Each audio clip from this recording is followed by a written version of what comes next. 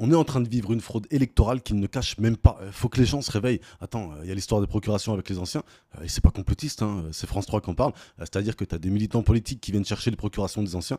C'est totalement illégal, tu vois. C'est exactement ce qu'avait fait Berlusconi avec la Gamora.